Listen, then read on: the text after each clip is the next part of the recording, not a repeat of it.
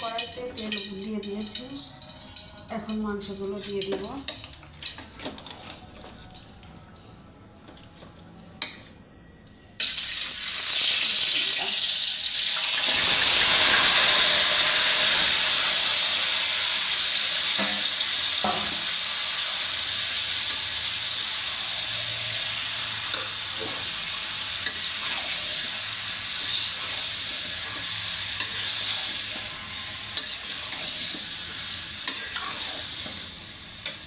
এটাতে সামান্য একটু পানি দিয়ে দিব।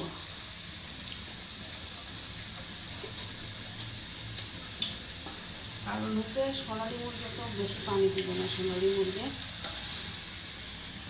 মুরগিতে আর কি।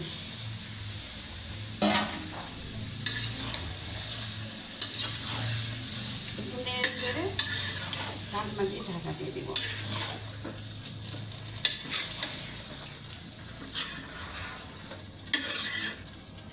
আলু দিয়েছি, কারণ আলু তো না দিলে আমার হবে না, আমার বাচ্চারা আলু খায়, সেজন্য আলু দিয়েছি।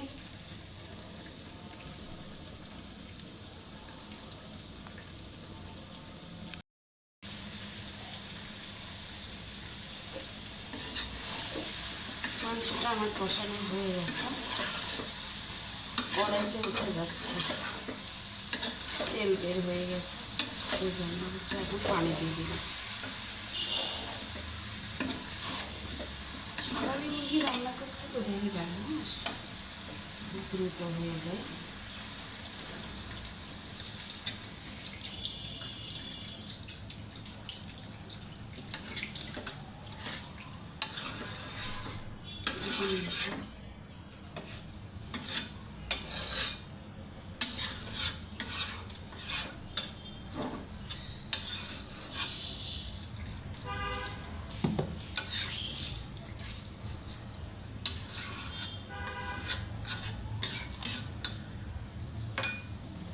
এখন জাল করে নেব, জোরে জাল দিয়ে। কাছের থেকে দেখাই, এই যে ঝোলের পানি দিয়ে দিলাম।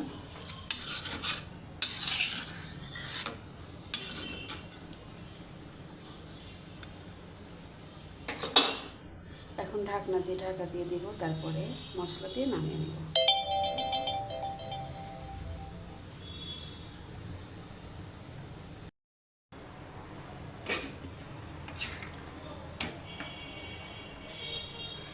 রান্না আমার কমপ্লিট হয়ে গেছে, এখন মশলা দিলাম, মশলা দিয়ে এখন নামিয়ে নিচ্ছি।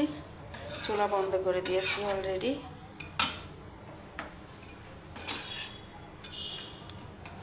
কালারটা সুন্দরই আসছে, দেখেন।